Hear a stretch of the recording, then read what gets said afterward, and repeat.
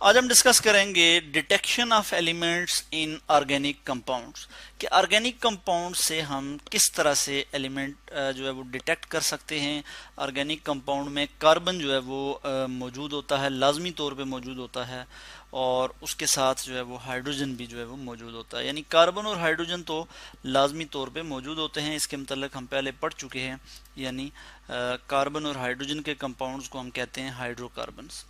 तो कार्बन और हाइड्रोजन लाजमी तौर पे मौजूद होंगे, तो इनके साथ कुछ और एलिमेंट भी होंगे जो इसमें मौजूद हो सकते हैं। उनमें हमारे पास ऑक्सीजन हो सकता है, ऑक्सीजन के लिए मैं यहाँ पे ओ लिखूंगा, ऑक्सीजन के सिंबल है मैं ओ लिखूंगा। नाइट्रोजन हो सकता है तो इसके लिए मैं एन लिखूंगा। सल्फर भी हो सकता है, इसके लिए मैं एस लिखूंगा। और इसी तरह से कुछ हेलोजेंस भी, एंड हेलोजेंस मैं यहाँ लिखूंगा एंड हेलोजेंस, कि हेलोजेंस भी जो है वो मौजूद हो सकती हैं। तो इस तरह से हम जो है वो कुछ टेस्ट की बात कर लेते हैं कि हम किस तरह से टेस्ट कर सकते हैं। कार्बन के लिए हमें टेस्ट करने की ज़रूरत नहीं होती, क्योंकि हमें ये अंडरस्टूड होता है कि ऑर्गेनिक कंपाउंड में कार्बन जो है वो एसेंशियल कंस्टिट्यूएंट है, लाजमी तौर पे ये मौजूद होता है। तो फिर भी हम इसके लिए एक टेस्ट कर सकते हैं और हम फाइंड कर सकते हैं कि कोई भी कंपाउंड ऑर्गेनिक है या इनऑर्गेनिक है। इस केस में हम जो है वो एक टेस्ट करते हैं, और उसमें ये होता है कि हम कोई भी ऑर्गेनिक कंपाउंड लेते हैं।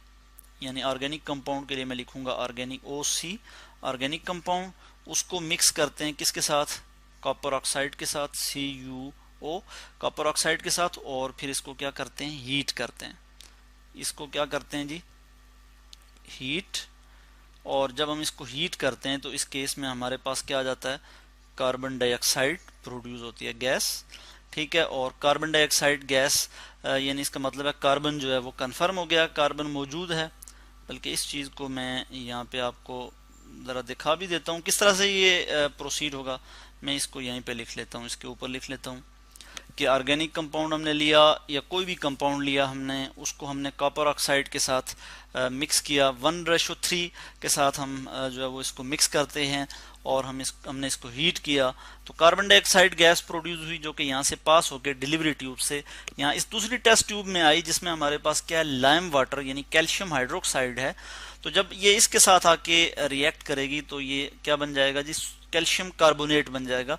यानी लाइम वाटर जो है वो मिल्की हो जाएगा, जिससे कंफर्म होगा कि यहाँ से कार्बन डाइऑक्साइड गैस बनी है। तो लाइम वाटर जब मिल्की हो जाएगा तो इससे हमें पता लगेगा कि कार्बन जो है वो इस कंपाउंड में मौजूद है, जो कि कार्बन डाइऑक्साइड की फॉर्म में यहाँ से आया। ठीक है, कार्बन डाइऑक्साइड गैस की फॉर्म में, यानी कार्बन डाइऑक्साइड गैस बन के यहाँ पे आई, और लाइम वाटर से जब उसने रिएक्ट किया तो वो कैल्शियम कार्बोनेट बना, यानी लाइम वाटर जो है वो मिल्की हो गया। इस बात से तो हमें कंफर्म हो जाता है कि यहाँ इसमें क्या मौजूद है जी, कार्बन तो मौजूद है, कार्बन की कंफर्मेशन हो जाती है।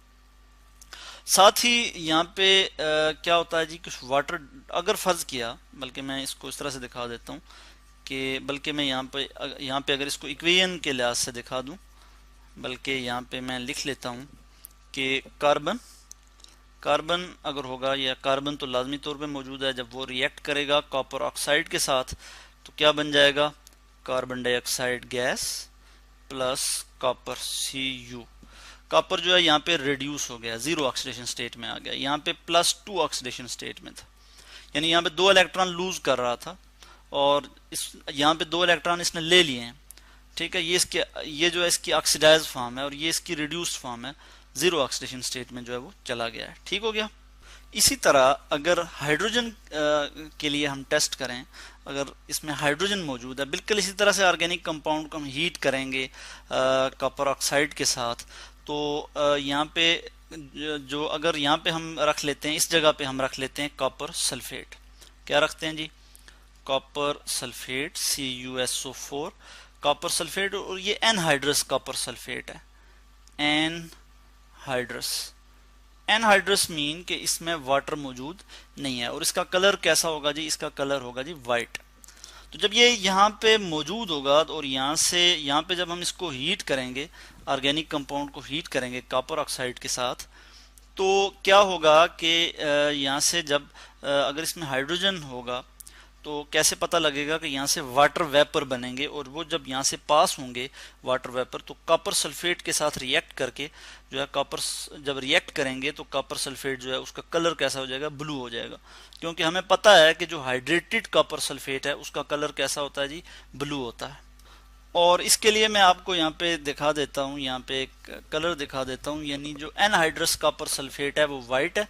जब वो वाटर उसके साथ आके वाटर वेपर उसके साथ आके रिएक्ट करेंगे तो उसका कलर जो है वो ब्लू हो जाएगा, जिससे हमें कंफर्म हो जाएगा कि क्या होगा। यहाँ पे मैंने दिखाया वो अभी है वाटर वेपर, और ये कलर नज़र आ रहा है ब्लू कलर, ठीक है। ये कंफर्म कर रहा है कि इसमें जो है वो हाइड्रोजन मौजूद है। तो इस तरह से हाइड्रोजन के लिए हम ये टेस्ट कर लेते हैं। फर्स्ट किया मैं यहाँ पे लिख लेता हूँ कि अगर हाइड्रोजन मौजूद है और वो कॉपर ऑक्साइड के साथ रिएक्ट करेगा तो क्या बना लेगा जी, यहाँ पे वाटर, H2O वाटर। इसको बैलेंस कर लेते हैं, मैं यहाँ पे 2 लिख लूँगा, प्लस जो है वो कॉपर रिड्यूस फॉर्म में इधर आ जाएगा, यानी जीरो ऑक्सीडेशन स्टेट में आ गया कॉपर।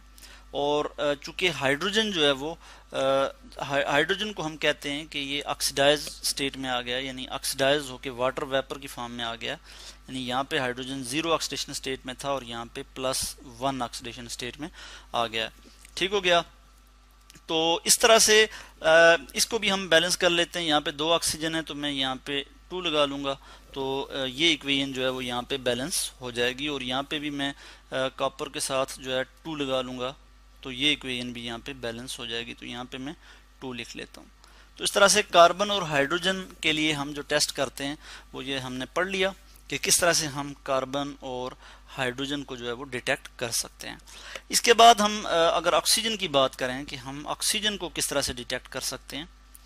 ऑक्सीजन, तो ऑक्सीजन के लिए हम ये करते हैं कि हम कोई भी ऑर्गेनिक कंपाउंड या कोई भी सब्सटेंस जो है, यानी मैं OC लिख लेता हूँ ऑर्गेनिक कंपाउंड, और इसको हम क्या करते हैं जी, हीट करते हैं इन नाइट्रोजन एटमॉस्फेयर।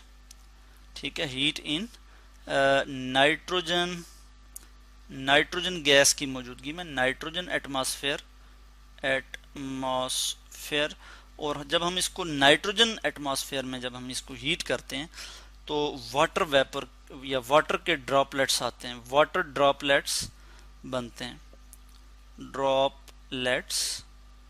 ठीक है, वाटर ड्रॉपलेट्स जब बनते हैं तो इससे हमें कंफर्म होता है कि इसमें क्या जी, ऑक्सीजन जो है वो मौजूद है। तो वाटर ड्रॉपलेट्स कंफर्म करते हैं कि जो ऑर्गेनिक कंपाउंड है या कोई भी जो सब्सटेंस है उसमें जो है वो ऑक्सीजन मौजूद है। तो इस तरह से आज हमने बात की कार्बन, हाइड्रोजन और ऑक्सीजन के डिटेक्शन की। नेक्स्ट वीडियो में हम बात करेंगे नाइट्रोजन, सल्फर एंड हैलोजेंस की।